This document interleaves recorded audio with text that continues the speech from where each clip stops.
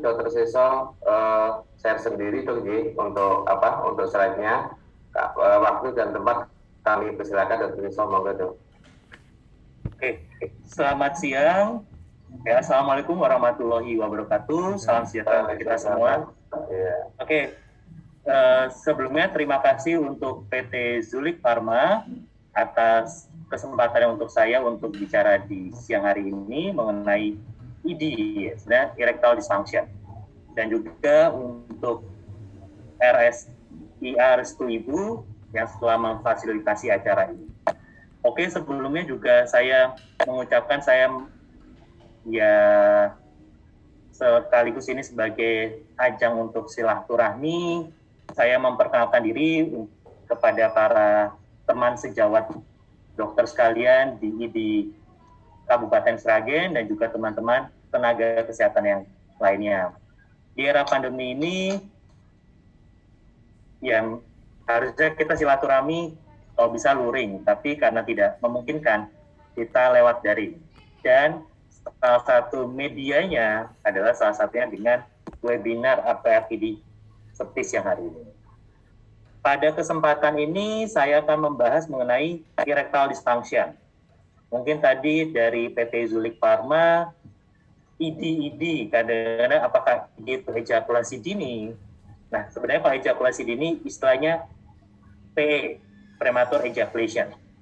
Nah, ID yang dimaksud adalah dari bahasa Inggris, erectile dysfunction. Disfungsi ereksi atau yang awam sering katakan gangguan ereksi. Mungkin memang pasien kadang-kadang malu, suatu yang memalukan untuk datang ke dokter dengan keluhan disfungsi ereksi ataupun ejakulasi dini. Tapi ternyata sebenarnya banyak. Seperti misalnya saya di telemedicine, ternyata kasus disfungsi ereksi dan ejakulasi dini akan berkaitan dengan gangguan seksual, itu ternyata menduduki peringkat tertinggi. Karena itu sesuatu yang ya bagi kita laki-laki di masyarakat masih sesuatu yang tabu. Mau berobat, pertama nanya-nanya. Kok bisa nih sesuatu yang rahasia gitu. Padahal harusnya ditangani dengan benar. Dia tidak makin bertambah parah. Nah, pada kesempatan ini saya akan membahas, saya share screen-nya.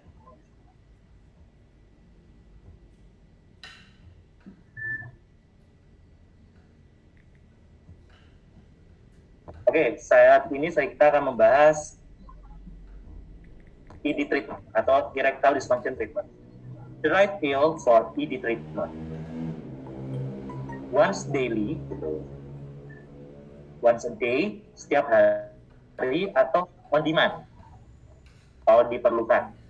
Nah, pilihannya gimana sih untuk treatment dari disfungsi ereksi?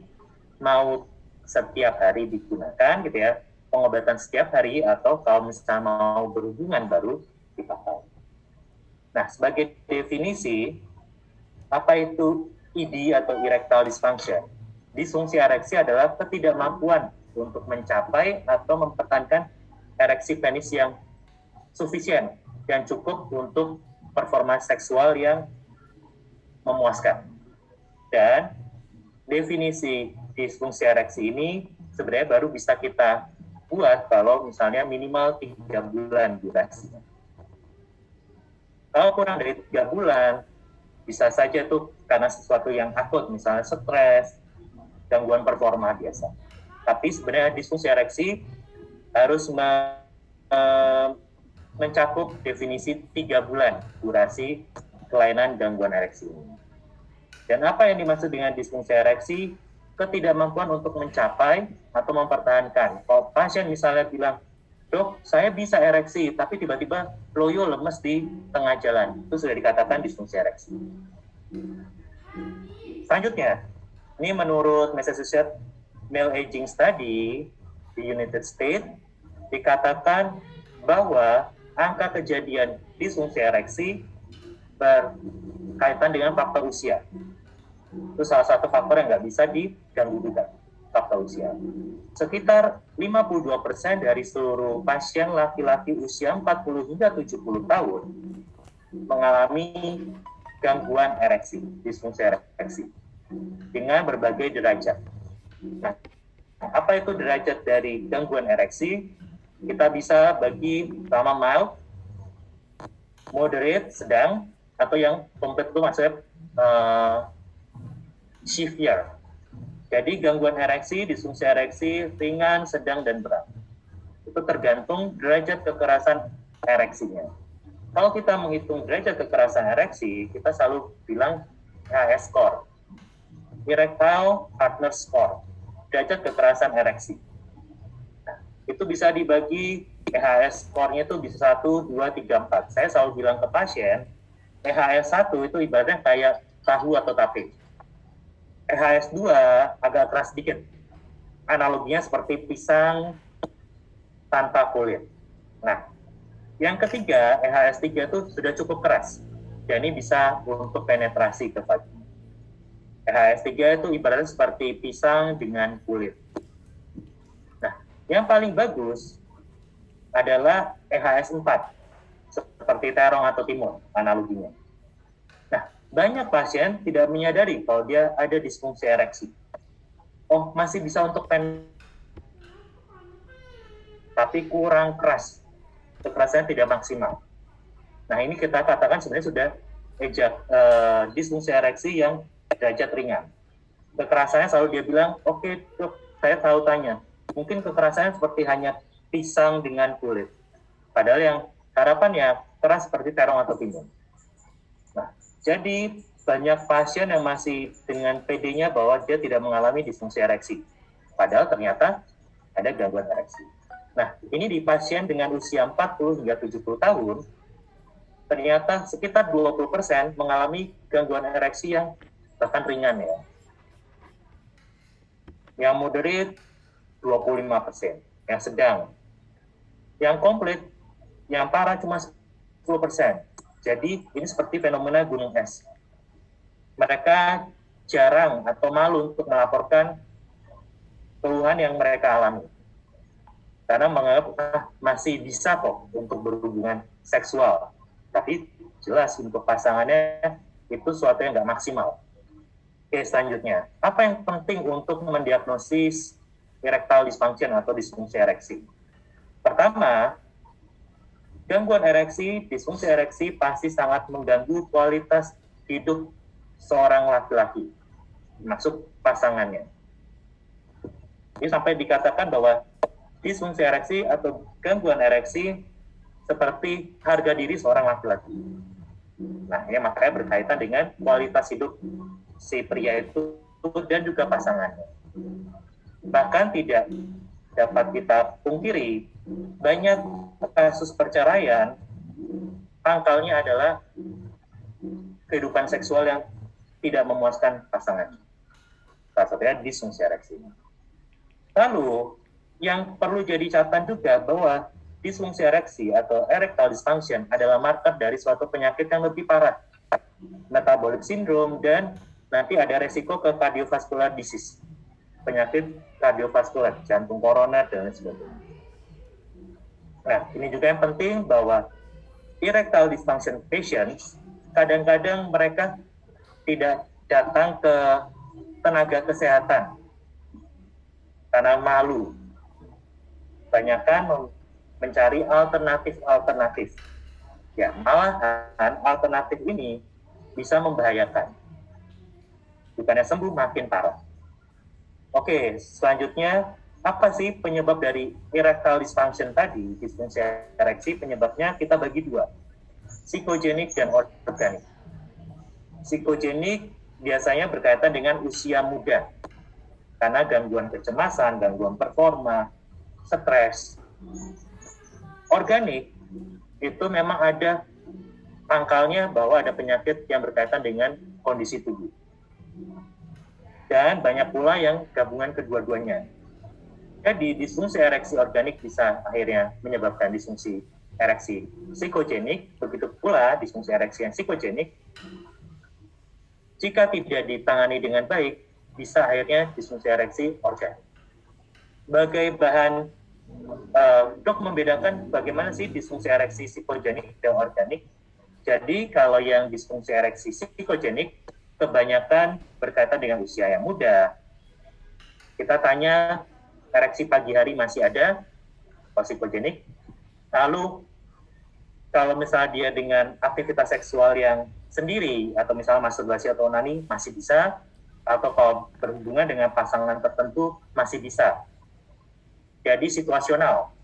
Kita bilang selalu erectile dysfunction yang situasional terkait dengan situasi dan waktu tertentu dengan psikogenik. Kalau organik biasanya berkaitan dengan usia yang sudah tua, di atas 40 tahun, lalu ada penyakit-penyakit mendasar lainnya. Kalau pagi tidak ada ereksi yang pada pagi hari, lalu mau aktivitas seksualnya sendiri maupun pasangannya apapun, ada masalah. Nah, penyebab dari gangguan ereksi yang organik itu bisa pertama faktor pembuluh darah atau vaskular. Neurogenik juga ada, hormonal. Ini selalu saya tekankan, hormonal juga mempengaruhi dari kekerasan ereksi tersebut. Adakah trauma atau injury di penis, lalu berkaitan juga dengan obat-obatan tertentu. Banyak obat-obatan golongan antihipertensi yang menyebabkan gangguan ereksi atau gangguan atau obat-obatan jenis antidepresan itu berkaitan juga dengan gangguan ereksi. Lalu yang psikogenik biasanya berkaitan dengan depresi, gangguan atau ada gangguan relationship dengan pasangan. Karena itu bisa mencetus terjadinya gangguan ereksi juga. Dan kadang-kadang faktor psikogenik itu berperan penting juga ya. Misalnya si pasien, saya sempat berhasil, sempat gagal juga. Saya selalu terbayang-bayang saat gagal. Dan itu yang dikatakan performance, ada gangguan performa juga. Nah, saat ini dikatakan bahwa gangguan ereksi organik adalah sekitar 90% dari seluruh kasus gangguan ereksi. Jadi, disfungsi ereksi kita selalu katakan harus kita cari titik penyebabnya organik, karena itu adalah komposisi terbesar dari penyebab gangguan ereksi. Psikogenik hanya 10%. Itu berbeda dengan paradigma beberapa tahun lalu. Dulu selalu dikatakan bahwa disfungsi ereksi selalu berkaitan dengan psikogenik karena stres, cemas. Nah, sekarang paradigmanya berbalik. Bahwa kalau ada gangguan ereksi, kita harus cari tahu penyebab utamanya. Pasti ada masalah di organik. Baik itu vaskular, neurogenik, hormonal, maupun ada karena penyebab obat-obatan. Lalu ini faktor-faktor resiko yang biasa berkaitan dengan erectile dysfunction atau gangguan ereksi. Biasanya penyakit-penyakit kronis. Misalnya diabetes, penyakit gula meningkatkan resiko terjadinya disfungsi ereksi 4 kali lipat. Hiperlipidemia, hipertension, gangguan metabolisme seperti kolesterol itu berkaitan dengan gangguan ereksi juga. Hipertensi juga. Lalu depresi juga ya. Nah, saya katakan bahwa disfungsi ereksi berkaitan dengan metabolic syndrome. Apa itu metabolic syndrome? Biasanya 4 sekawan. Pertama, apakah diabetes, hipertensi, lalu obesitas, kolesterol yang dislipidemia itu berkaitan dengan terjadinya gangguan ereksi. Nah, ini prevalensi dari disfungsi ereksi pada pasien dengan metabolic syndrome. Jadi, dikatakan resiko disfungsi ereksi cukup besar dan itu kaitan dengan pasien dengan metabolic syndrome. Jadi, kalau misalnya ada pasien datang dengan disfungsi ereksi, kita harus cari tahu resiko-resiko metabolic syndrome karena akan berkaitan dengan penyakit kardiovaskular nantinya. Dan dikatakan di sini bahwa disfungsi ereksi adalah prediktor metabolic syndrome pada pasien. Nah, dan makin berat gangguan ereksinya, itu berkaitan dengan bahwa jangan-jangan resiko metabolic syndrome juga makin. Nah, saya selalu bilang ke pasien bahwa pembuluh darah yang ada di penis, kenapa penis bisa ereksi? Karena di dalamnya ada pembuluh darah. Saya bilang di dalamnya ada corpus cavernosum, anyaman pembuluh darah. Nah, dengan ada, kenapa dia bisa ereksi? Karena di dalamnya pembuluh darah itu akan mengembang kalau ada rangsangan. Nah, jika ada gangguan ereksi, berarti ada gangguan aliran pembuluh darah di dalam penis. Ukuran pembuluh darah di penis itu ukuran paling kecil di seluruh tubuh kita. Ukuran pembuluh darah paling kecil di tubuh kita adalah ukuran pembuluh darah yang ada di penis. Jadi, kalau itu udah ada masalah, berarti hampir dapat dikatakan kemungkinan ada masalah di pembuluh darah. Kita buat sumbatan. Nah, kalau misalnya sudah ada gangguan dengan disfungsi ereksi, bukan tidak mungkin nantinya seiring dengan perjalanan waktu ada gangguan pembuluh darah di pembuluh darah yang lebih besar. Faktor risiko penyakit jantung vaskular lain, serangan jantung, lalu juga stroke dan lain sebagainya. Jadi harus diingatkan pasien bahwa kita bukan hanya mengobati disfungsi ereksinya. Kalau misalnya pasien, dok bisa sembuh, bagaimana dok bisa sembuh nggak? Saya selalu bilang ke pasien, targetnya bukan cuma bisa sembuh, kita kontrol. Karena namanya penyakit pembuluh darah, sudah sulit namanya perbaikan sampai betul-betul sehat bugar. Kalau misalnya, Pak targetnya apa? Kalau saya selalu bilang ke pasien, Pak targetnya bagaimana? Kalau targetnya seperti usia 17 tahun, saya angkat tangan.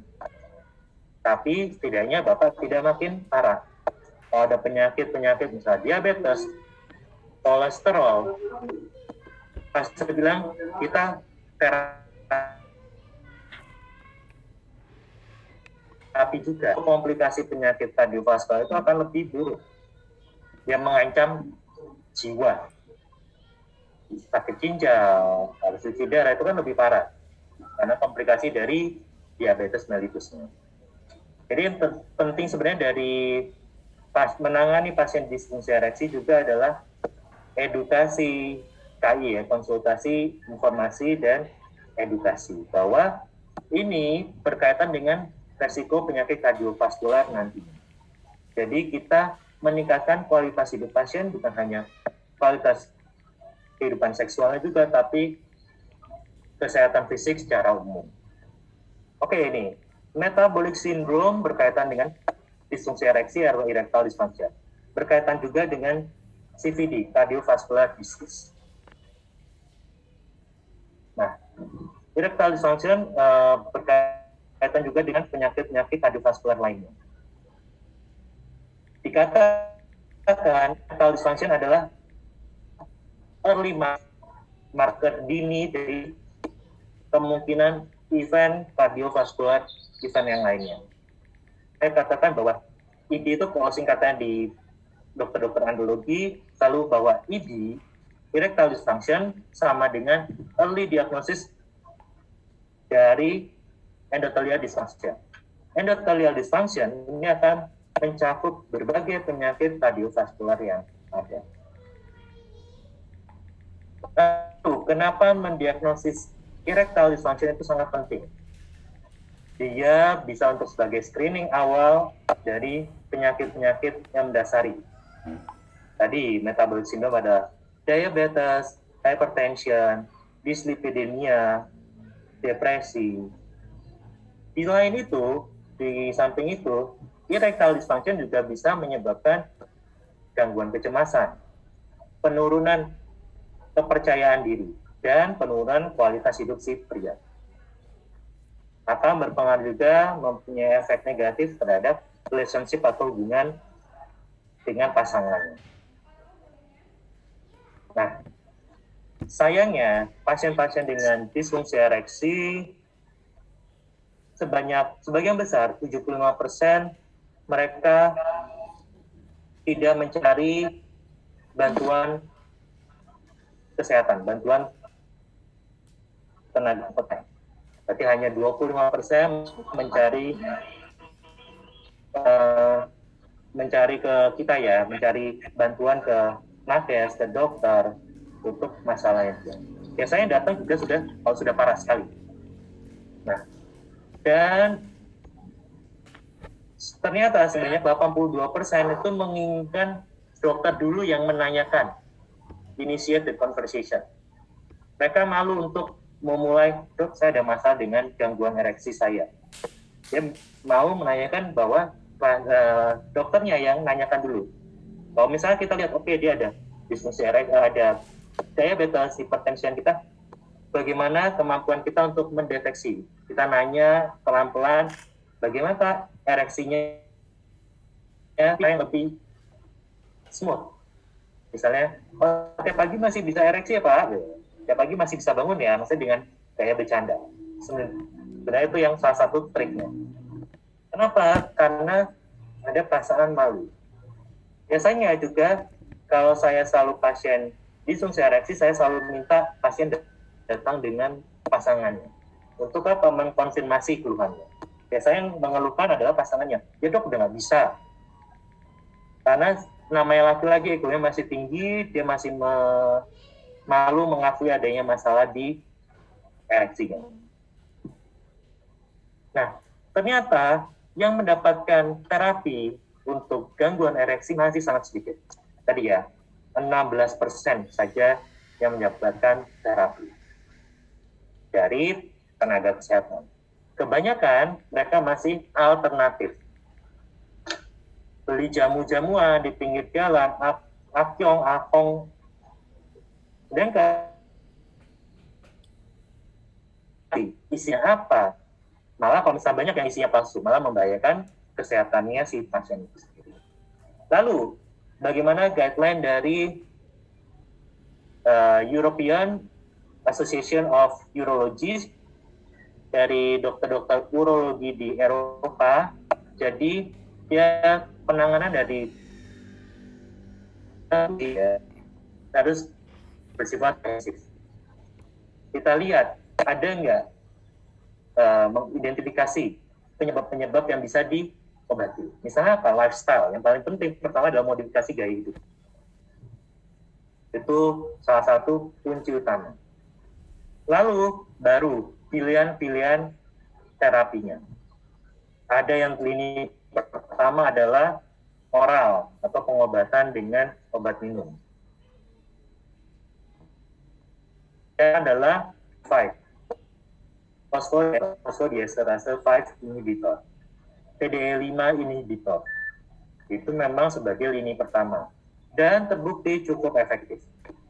Pilihan lainnya bisa vakum, lalu injeksi intrakavernosal. Jadi sebelum melakukan aktivitas seksual, penisnya diinjeksi bahan yang erektogenik.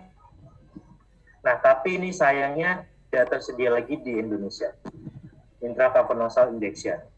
Lalu vakum agak susah juga.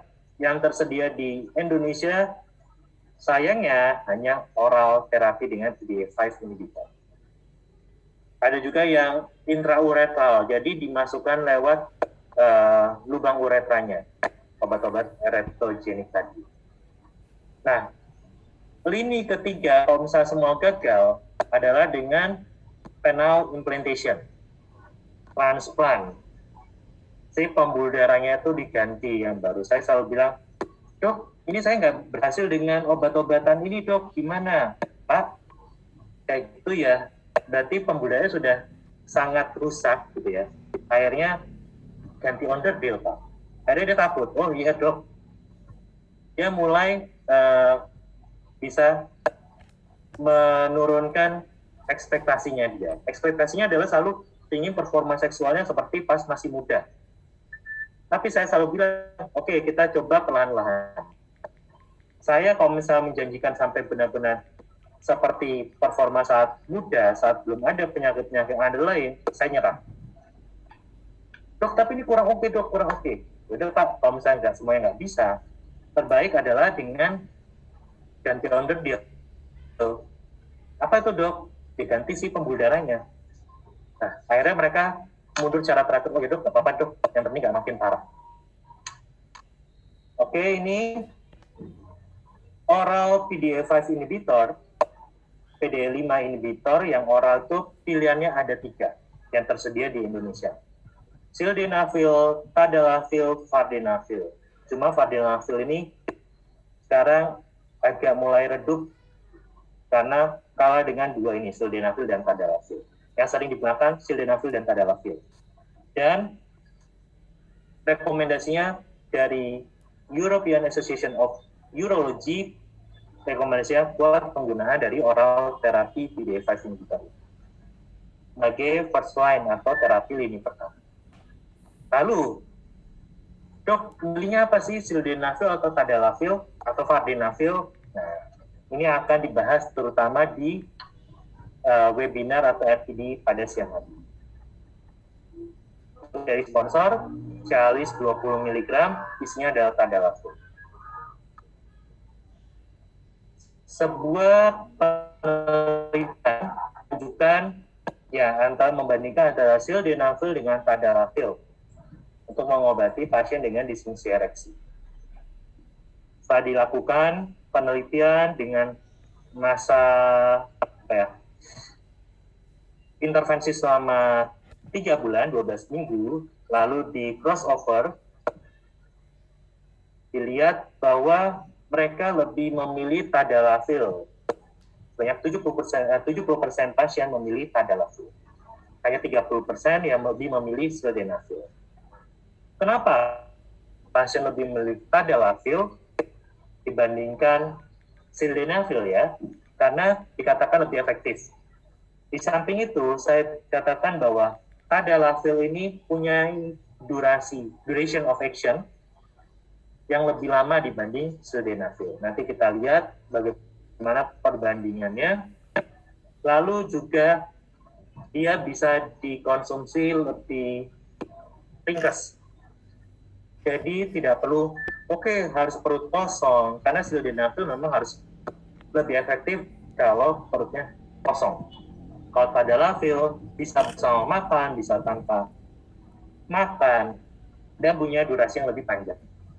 Sehingga pasien merasa lebih nyaman. Dan juga dikatakan lebih murah untuk si tadalafil ini. Oke, ini perbandingan sildenafil, tadalafil, dan vardenafil. Untuk waktu parunya, setengahnya, gitu ya. Sildenafil yang 100 mg ini saya pakai yang dosis maksimal setiap harinya. Sildenafil adalah 100 mg, tadalafil 20 mg, vardenafil 20 mg. Dikatakan waktu parunya sildenafil bisa sampai 4 jam. Jadi saya selalu bilang ke pasien bahwa kalau penggunaan sildenafil bertahan paling lama 4 jam. Beda dengan tadalafil. Tadalafil itu bisa sampai 17 jam, 18 jam. Bahkan bisa sampai 36 jam. Jadi mempunyai waktu duration of action yang lebih panjang. Vardenafil hampir sama seperti sildenafil, 4 jam. Lalu, apalagi yang keuntungan dari tadalafil, dia bisa baik bersama makan maupun tanpa makan, efeknya sama. Beda dengan vardenafil dan sildenafil, itu harus dikonsumsi saat perut kosong.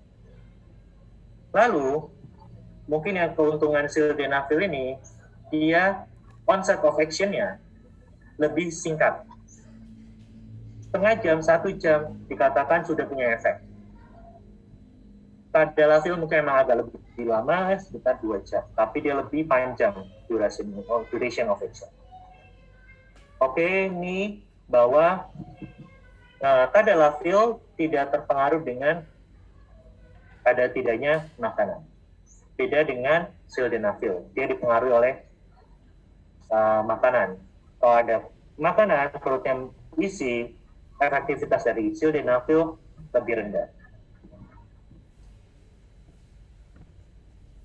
Dan tadalafil juga mempunyai waktu durasi yang lebih panjang. Bahkan bisa hingga 36 jam. Dia masih punya efek.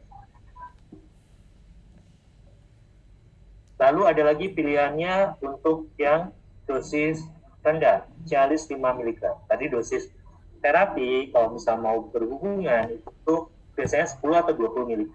Lalu ada lagi beberapa tahun terakhir, 5 tahun, dikenalkan Cialis yang 5 mg, tadalafil 5 mg. Nah, penggunaannya bukan kalau mau berhubungan saja, tapi disarankan setiap hari. Dok, setiap hari? Betul.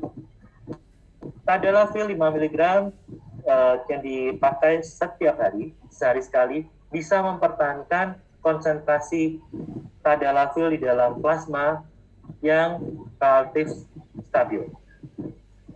Kenapa pakai tiap hari? Karena tadi ya, efeknya itu bisa sampai 36 jam. Nah, apakah 5 mg? Ada penelitian juga 2,5 mg. Jadi 2,5 mg setiap hari. Tapi yang dipakai sekarang 5 mg. 5 mg setiap hari. Dosis minimalnya 2,5 mg. Tapi 5 mg pun oke setiap hari. Nah, kenapa akhirnya pasien memilih Cialis 5 mg setiap hari untuk pengobatan disfungsi ereksi?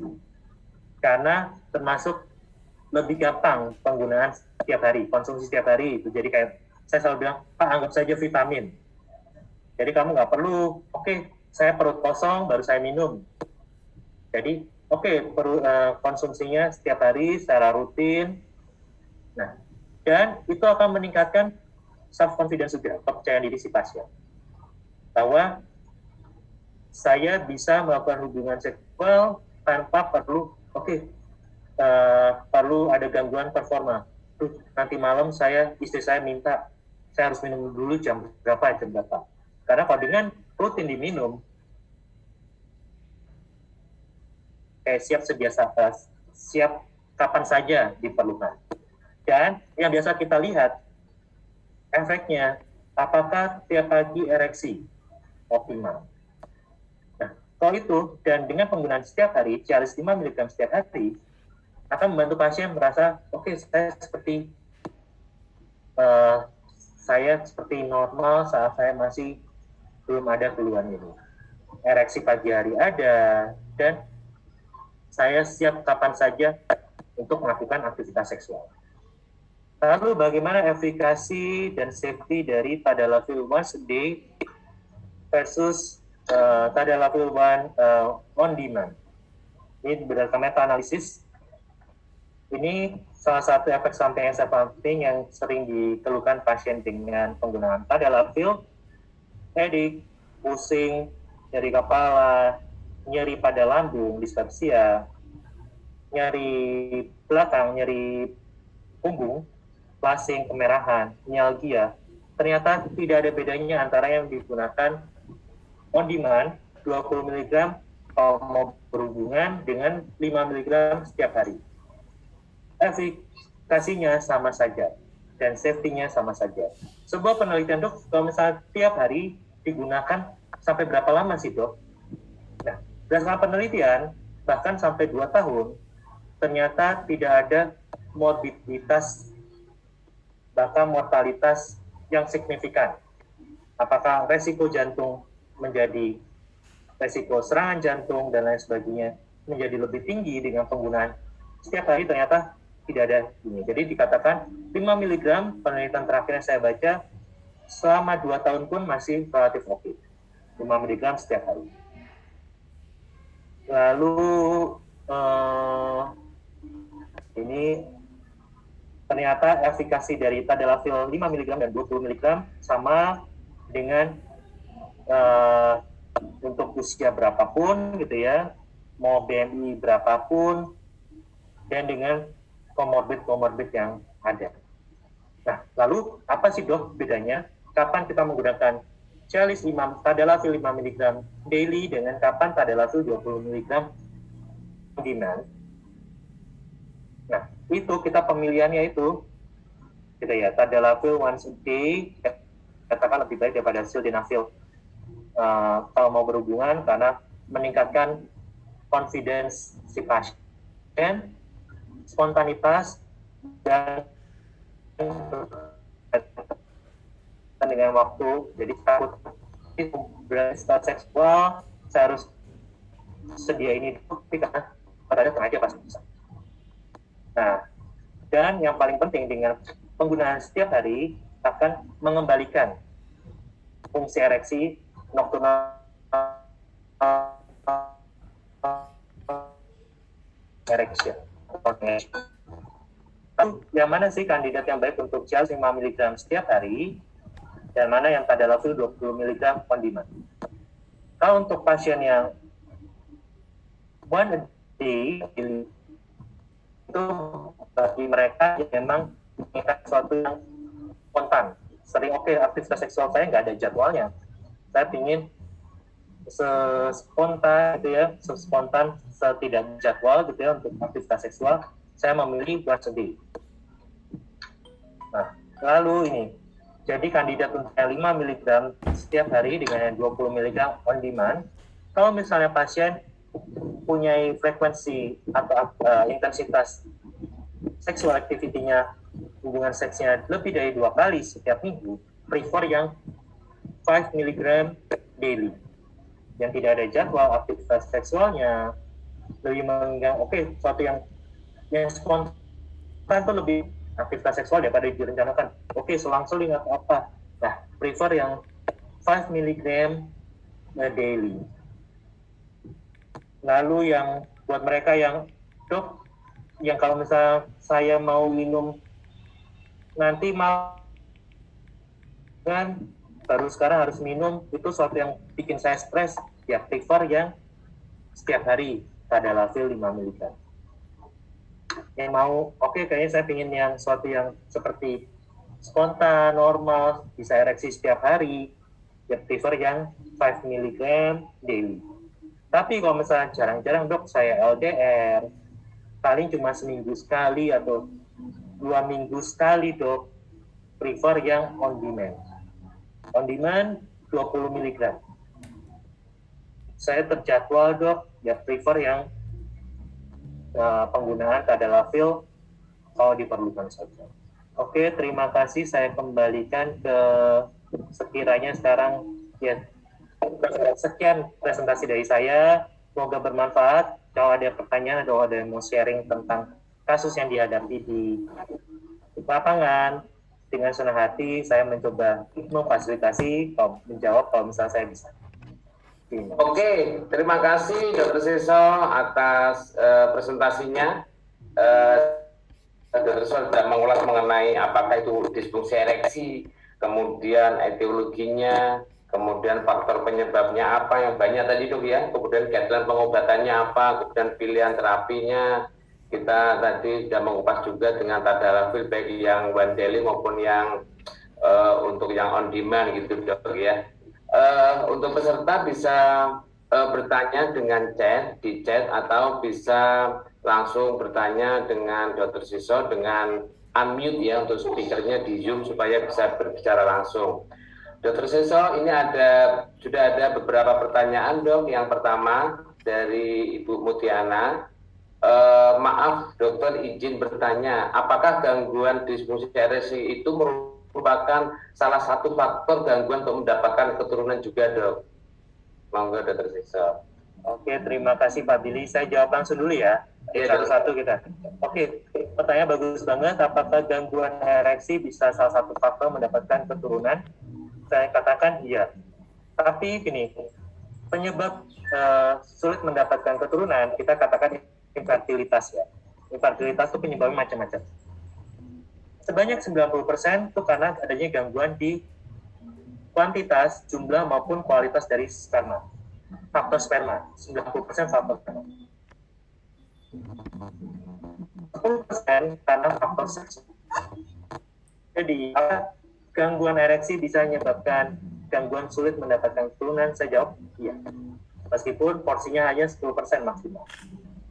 Dia tidak bisa ereksi gitu ya. Gangguan ereksi. Benar-benar tadi saya ereksinya kekerasannya paling cuma satu, lemas banget seperti tahu atau tape. Tidak bisa melakukan hubungan seks. Nah, apakah berarti sulit mendapatkan keturunan? Ya iyalah. Untuk bisa hamil secara spontan, kan butuh performa seksual, fungsi seksual yang oke. Makanya salah satunya kadang-kadang pasti akan saya selalu tanyakan, untuk kalau pasien yang infertil, gitu ya, pasien infertil, lagi promil, rutin nggak berhubungan? Seminggu berapa kali? Karena definisi infertilitas adalah mereka yang ketidakmampuan mendapatkan kehamilan setelah 2-3 kali berhubungan seks secara rutin setiap minggunya. Jadi hubungan seks rutin 2-3 kali setiap minggu tanpa pengaman. Nah, dok, kami LDR, ketemunya setahun sekali. Ya iya, dia baru datang setahun, ya jelas itu salah satu penyebabnya kan LDR. Dok, tapi suami saya nggak bisa ereksi, dok. Ya jelas lah. Tadi kan syaratnya dikatakan infertil, ya, subfertil, jika berhubungan seksnya 2-3 kali setiap minggu. Kalau berdiri saja tidak mampu, gitu ya, ereksi saja tidak mampu, bagaimana dia bisa melancarkan tugasnya untuk mendepositkan si sperma di saluran reproduksi wanita. Tapi biasanya saya selalu bilang itu salah satu faktor. Kita harus cari juga faktor-faktor yang lain. Bagaimana kualitas sperma. Jadi harus komprehensif juga. Fungsi seksual, meskipun tadi hanya 10%, dan faktor sperma juga kita harus cari tahu. Harus ini ya, harus konsultasi ke dokter berarti dok ya. Ya, bisa Betul. komprehensif itu dok ya. Oke dok, pertanyaan kedua dokter, ini ada pasien yang mengkonsumsi obat antidepresi dok ya, sehingga pasien adanya gangguan ereksi. Nah, apakah solusinya dok, dan apakah bisa diobati gitu dok? Jadi pasien yang minum pasien tadi ya, salah satu penyebab gangguan. Oke. Salah satu ya, pasien kan tadi ya, salah satu penyebab dari gangguan ereksi adalah obat-obatan. Salah satunya adalah antidepresan. Antidepresan bisa menyebabkan gangguan ereksi. Nah, jadi sebenarnya kita harus komprehensif juga. Penyebab depresi juga gitu ya. Itu bisa juga karena gangguan ereksinya ya, jadi sebenarnya saling berkaitan. Dan biasanya juga ada yang suatu penelitian mengatakan bahwa depresi pada pria juga berkaitan dengan hormon testosteron. Hormon testosteron yang rendah.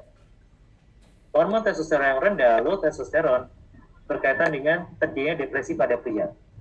Nah, jadi sebenarnya kalau misalnya ada pasien dengan depresi, bukan serta-merta kita kasih antidepresan. Kita harus cari tahu penyebab utamanya dari gangguan depresi tersebut. Nah, kalau misalnya ternyata, kita hanya kasih antidepresan untuk mengurangi gejalanya, seolah-olah mengurangi gejalanya, ternyata dia makin gak karu-karuan. Ereksinya makin menurun, gitu ya, karena efek samping dari antidepresan itu, dia makin depresi tuh. Nah, kalau ternyata gangguan depresi ini berkaitan dengan hormon testosteron, kita perbaiki saja sebenarnya. Apakah hormon testosteron yang rendah, kita terapi sulit hormon, penambahan hormon, ya, testosteron replacement therapy. Itu biasanya akan responnya akan lebih baik sih. Jadi, apakah depresi selalu harus dikaitkan dengan harus selalu diberikan antidepresan? Saya katakan yang enggak ya. Ini mungkin agak berbeda dengan sudut pandang dokter dari teman sejawat dari bidang psikiatri ya. Nah, banyak penelitian mengatakan bahwa depresi itu berkaitan dengan low testosteron. Jadi sebenarnya saya selalu ingin pengobatan bahwa ya kita komprehensif. Ternyata memang ada hormon testosteron rendah, ya kita obati juga. Nah, lalu gitu, kalau misalnya apakah dok misalnya tetap perlu diperlukan antidepresan? Nah, saya akan selalu bertanya ke teman sejawat di psikiatri, kalau memang diperlukan, apakah dosisnya memungkinkan untuk diminimalisir, gitu ya, untuk mengurangi efek samping dari si antidepresan ini terhadap fungsi ereksi. Oh, bisa, dosis minimal yang masih mengurangi keluhan teksnya. Dan biasanya saya untuk yang ada memang gangguan depresi, kalau misalnya hormon sudah diatasi juga, saya akan pemberian tadalafil tadi daily. Itu akan meningkatkan performa seksual juga. Jadi saya bilang bisa diobatkan, ya bisa. Sambil ya kita tetap kolaborasi dengan sejawat-sejawat di bidang psikiatri. Oke dok, jelas dok, harus komprehensif tadi juga itu dok ya, pengobatannya. Pertanyaan ketiga dok, ini berkenaan dengan ini ya dok, pengetahuan terhadap produk Cialis 20 mili ya, tadalafil 20 mili. Apakah dok bisa dikonsumsi 2 kali sehari, misalkan aktivitas seksualnya itu lebih dari sekali dalam sehari, misalkan mau siang sama malam gitu dok, apakah masing-masing aktivitas harus minum Cialis 20 mili gitu dok. Kemudian yang kedua, kontraindikasinya apa sih dok untuk yang minum Cialis dok? Terima kasih nih. Ini mau berapa ronde ya berarti sehari ya? Kurang kali 2 ronde ya. 2 ronde kurang ya. Jadi gini, Cialis, saya harusnya nggak boleh nyebut merek ya. Tadalafil dosis maksimal hariannya adalah 20 mg. 20 mg hariannya.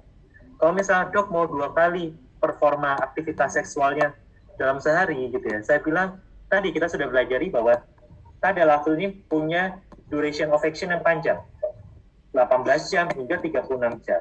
Jadi menurut saya, tadalafil 20 mg dia sanggup mengcover untuk aktivitas seksual selama bahkan 36 jam. Jadi cukup sekali saja. Nah, kalau dua kali sampai 40 mg, saya bilang itu agak overdose ya. Kan banyak yang di luaran itu ya, di toko obat itu ya, tadi yang Ahong atau apa itu, dia sampai menjual yang tadalafil 80 mg loh. Nah, 80 mg, kasihan ya pasiennya. Over ya, berarti sampai 4 kali dosis maksimal yang dianjurkan. Lalu ini pertanyaan paling bagus, kontraindikasi penggunaan tadalafil apa saja? Jadi tadi PDE5 inhibitor, baik itu sildenafil, tadalafil adalah dia golongan sitrat. Golongan sitrat, dia mempunyai efek vasodilatasi, pelebaran pembuluh.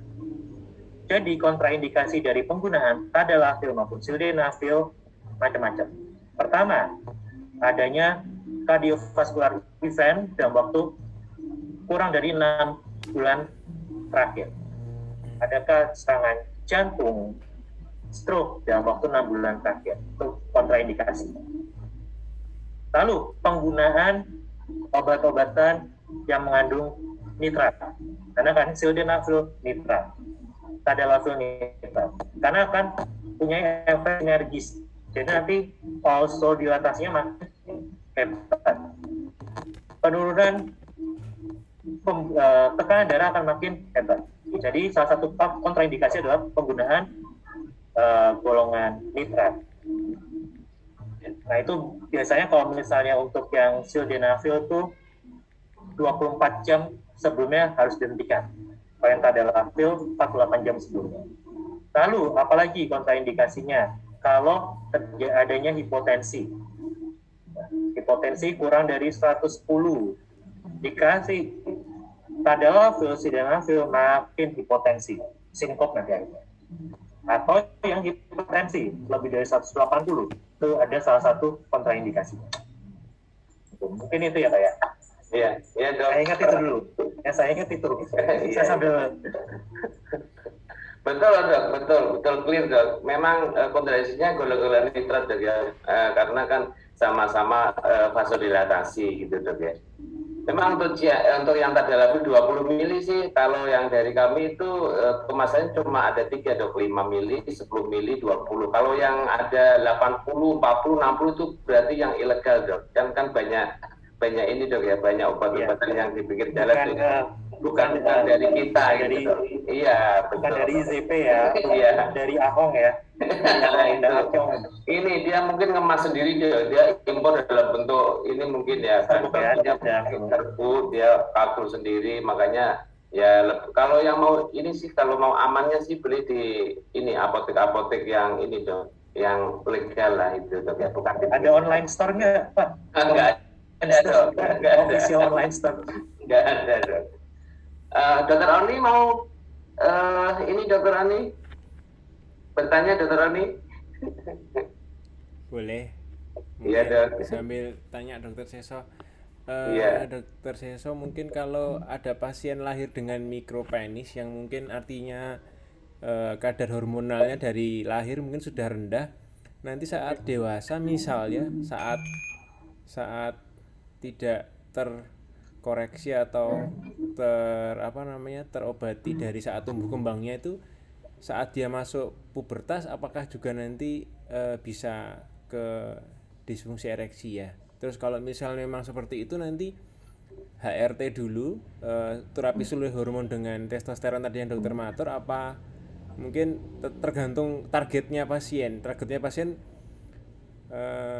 mau bisa ereksinya atau mau bisa tersembuhkan mikropenisnya gitu ya dok ya.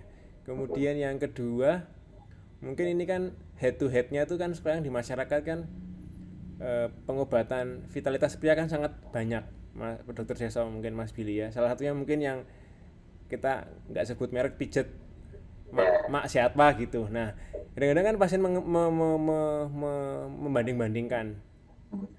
Kemudian efeknya seperti apa, itu kita sebagai yang mungkin memberikan edukasi ke pasien itu kadang kan ya mereka merasa tapi berefek kok dok, ini bener-bener bisa ereksi gitu kan setelah dipijet mak siapa gitu kan. Nah tapi padahal mungkin sebenarnya menurut pandangan andrologi sendiri, kalau dengan pijatan remasan di area cavernosa itu sebenarnya malah merusak mungkin daripada mengobati. Nah itu nanti dari sisi andrologi apakah ada apa ya tips ya saat edukasi kita ke pasien-pasien itu, ya bukannya menakuti tapi kita bisa lebih membuka apa ya dok, membuka insight ya Bu atau Pak, nanti kalau ini diterus-teruskan apakah memang sudah ada penelitiannya pasien-pasien dari sana itu yang ke dokter andrologi itu memang kebanyakan jatuh di terminal, malah dokter andrologi udah nggak bisa ngapa-ngapain atau bagaimana. Terima kasih Dokter Seso.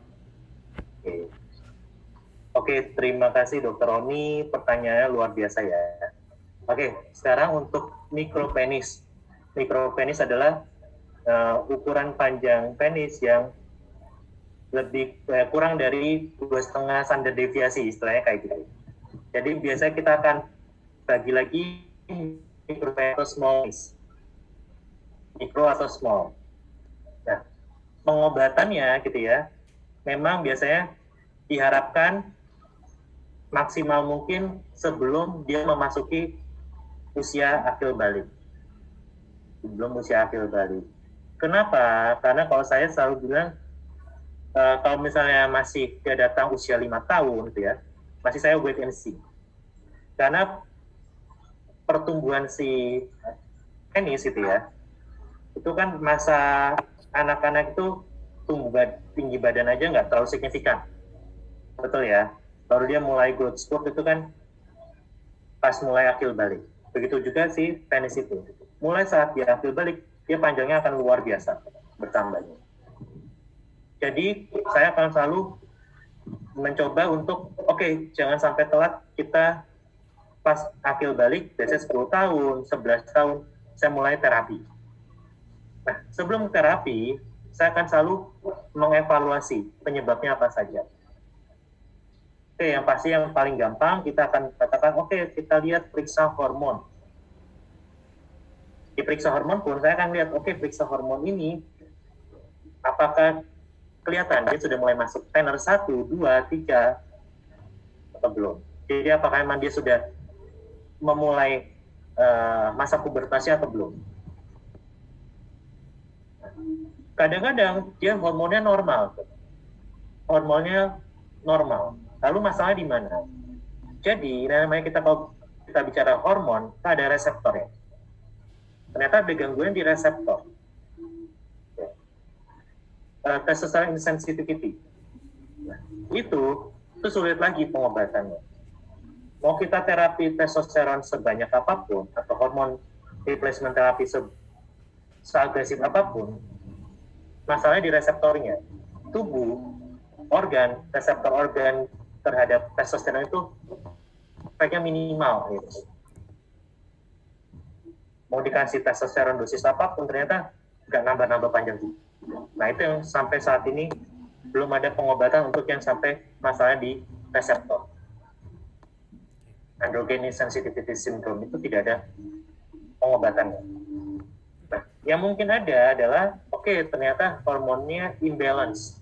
Biasanya anaknya gemuk, rasio testosteron estrogen rendah.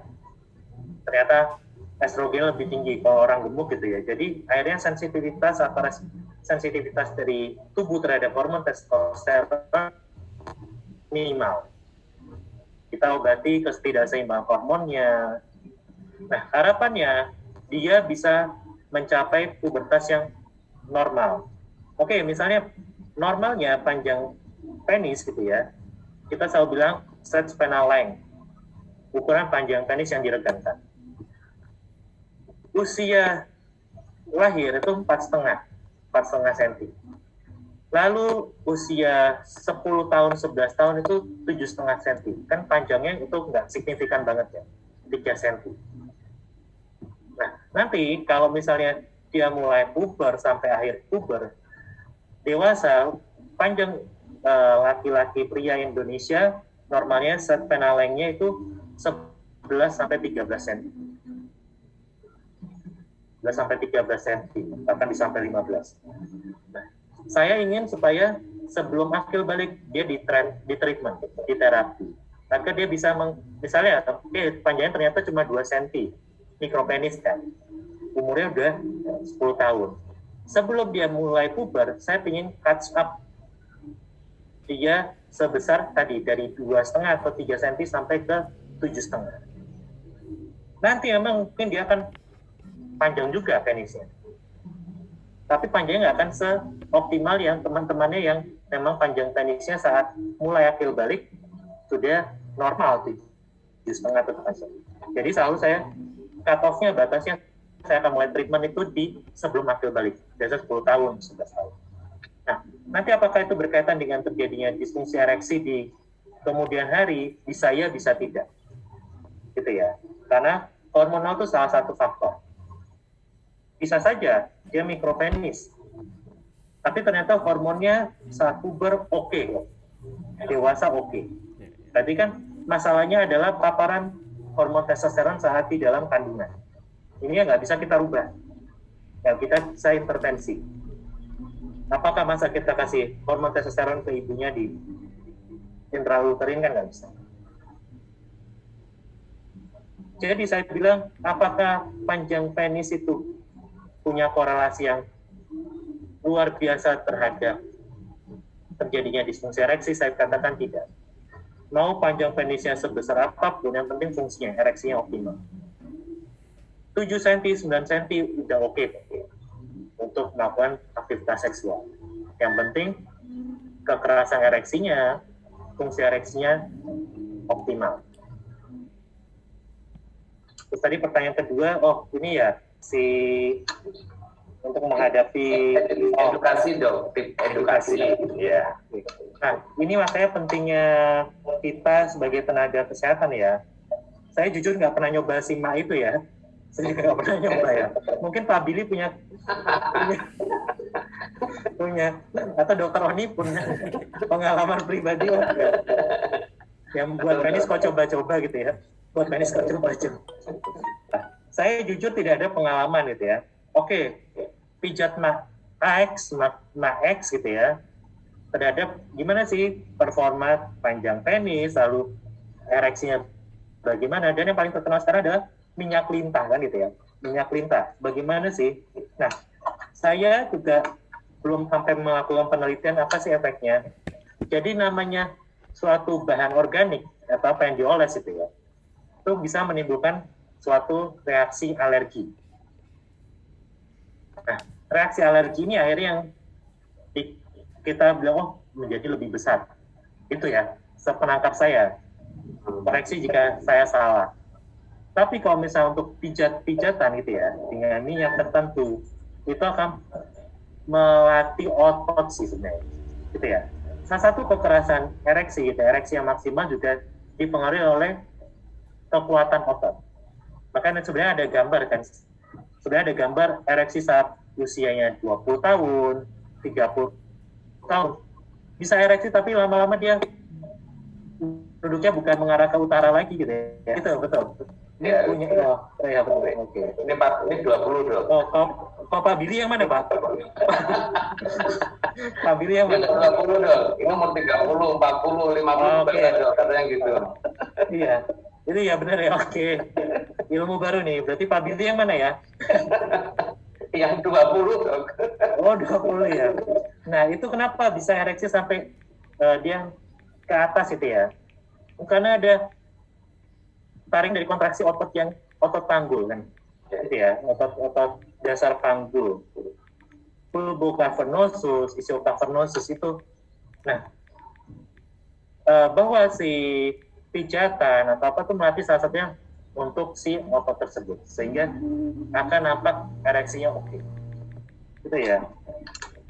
Salah satu guru saya, dia pernah bilang juga bahwa ya ada almarhum guru saya, pasien sampai nyari bahwa pijatan si dosen saya ini bisa benar-benar memperbaiki ereksi. Saya untungnya nggak diajari sih. Kalau diajari nanti laku saya. Kalau saya belajar nanti laku ya. Saya nggak pakai obat tanda laku, saya pakai cuma ahli tangan. Jadi apakah itu berkaitan dengan titik-titik akupuntur itu masih banyak penelitian lebih lanjut tentang itu. Jadi sampai saat ini bukti ilmiah masih belum mencukupi untuk kaitan antara disfungsi ereksi dengan titik-titik urut-urut atau apa. Nah, mungkin yang ada yang saya tahu penelitian juga adalah yang namanya shockwave therapy ya. Jadi pakai dia namanya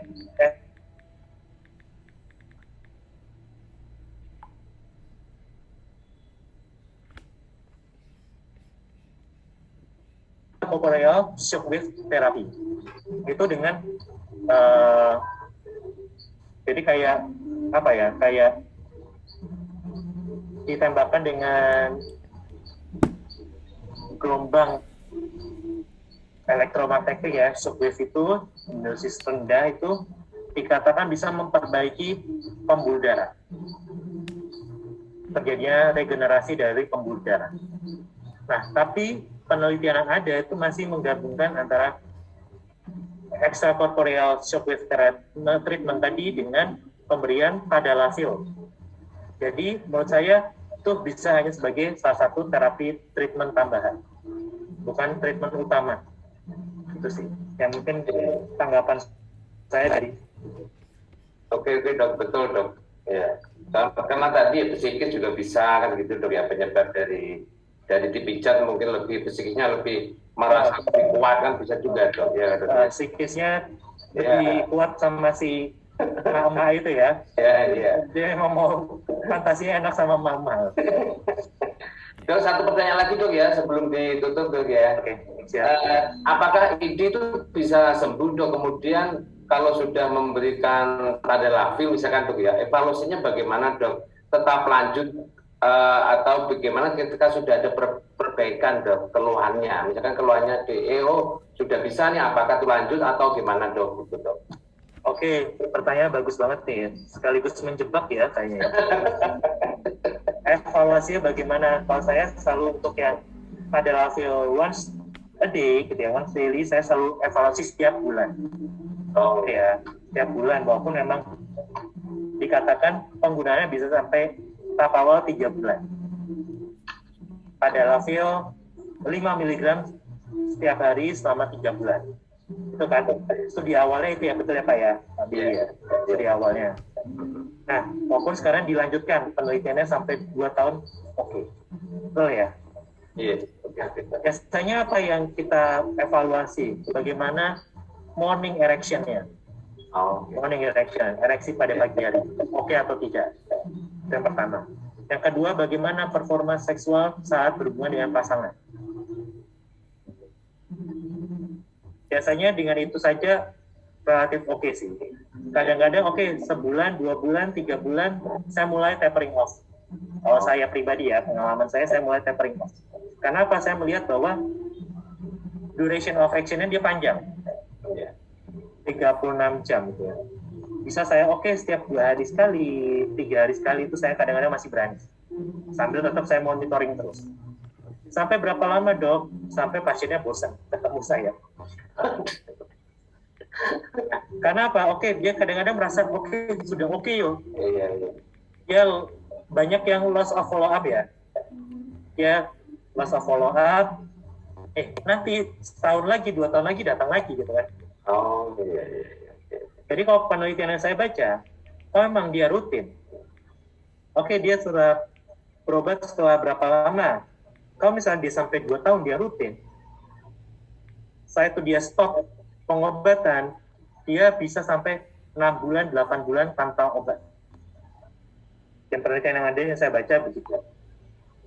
Kalau misalnya dia rutin, once a day gitu ya, selama 2 tahun, setelah dia withdrawal, dia nggak minum obat lagi, dia masih bisa mempertahankan ereksi yang optimal tanpa obat selama 6 bulan.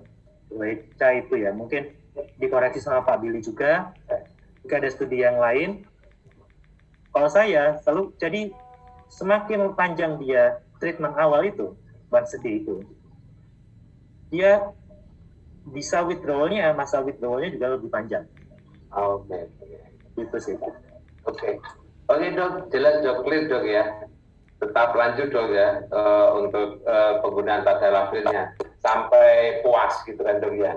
Oke Dr. Siso, sudah jam 2.06, tepat waktunya 1 jam Dok. Terima kasih atas waktunya ya Dok untuk diskusi kali ini mengenai disfungsi ereksi. Memang disfungsi ereksi harus penanganan yang ini Dok ya, penanganan yang komprehensif karena faktor-faktor tadi psikologi, organik maupun kombinasi keduanya.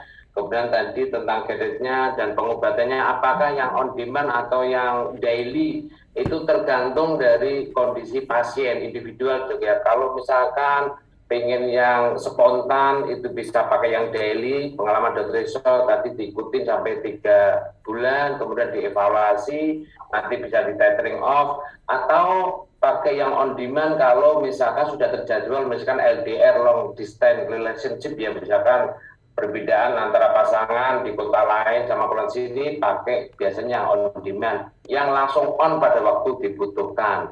Efikasinya tadalafil ini 36 jam, tidak masalah, misalkan diminum pada waktu sore weekend itu Sabtu Dok ya, masih bisa sampai efikasi 36 jam pada waktu minggunya. Jadi kalau misalkan ingin 2 kali 3 kali bisa mengcover selama, pastinya harus ada rangsangan Dok ya, harus ada rangsangan. Kalau nggak ada rangsangan, minum nggak ada rangsangan, ya nggak bisa berefek gitu ya, nggak ada pelepasan nitrit oksid.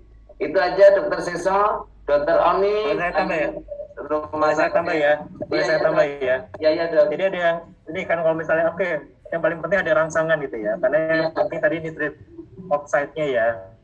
Ya betul. Jadi ada pasien saya, dia gangguan ereksi saat berhubungan sama istri. Nah, saya tanya, sudah belum minum Cialis 5 mg? Udah, tapi kurang optimal ya Dok. Nah, saya tanya-tanya, akhirnya ternyata dia optimal kalau dengan pasangan sesama jenisnya. Jadi kan itu pasangannya beda. Oh gitu, aduh. Kelainan bisa ada ya? Iya, kelainan nggak Dok? Iya kan itu ya, makanya Iya. jadi memang betul yang paling penting adalah rangsangan tadi ya, untuk pelepasan nitrik oxide itu. Iya, betul. Dari apa? Dari neural gitu ya, dari saraf, endotel pembuluh darah, itu akan menghasilkan nitrik oxide. Oh iya. Paling penting itu. Terus kalau misalnya, mungkin ada juga yang nanya ya, penggunaan Cialis 5 mg, Dok, tapi kok kurang keras Dok, gitu ya. Boleh nggak ditambah dengan on demand? Gitu ya. Jadi berdasarkan penelitian yang ada, boleh ya tambah once daily, ditambah on demand. Tapi kalau saya aman ya, saya kasih once daily-nya tadalafilnya 5 mg setiap hari. Terus kalau mau berhubungan, mungkin lagi 5 mg. Oke, kalau masih belum optimal juga, ada penelitian juga penambahan asam folat bisa ya. Asam folat. Asam folat itu juga. Oke, mudah-mudahan bermanfaat. Kalau misalnya memang ada pasien gitu ya, bisa di-refer ke Restu Ibu juga, gitu kan. Oh iya, Bahwa andrologi tidak hanya berkaitan dengan seksual. berkaitan dengan program hamil gitu kan. Ada juga Betul. gangguan ereksi, gangguan ejakulasi. Iya, betul. Bisa ini juga biasanya ini juga kalau suami istri ditemukan tuh ya biar ini kalau ada psikogenik itu kan bisa ini dok komunikasi lancar gitu dok ya, bisa saling terbuka dok. Dikonfrontasikan ya gitu ya. Iya dikomunikasikan, kena piye kan gitu dok ya. Oke, Dr. Oni, terima kasih. Saya juga mengaturkan terima kasih Dr. Seso atas waktunya dan manajemen Rumah Sakit Restu Ibu Sragen. Semoga untuk yang webinar kali ini bisa berguna ya untuk melayani pasien di Rumah Sakit Restu Ibu Sragen. Dan kami tutup. Wassalamualaikum warahmatullahi wabarakatuh. Salam sehat selalu. Makasih Dr. Oni, Dr. Seso, thank you ya dok. Terima kasih Dr. Seso, terima kasih Dr. Oni, terima kasih Pak Billy, terima kasih semua dokter yang sudah berguna. Assalamualaikum. Saya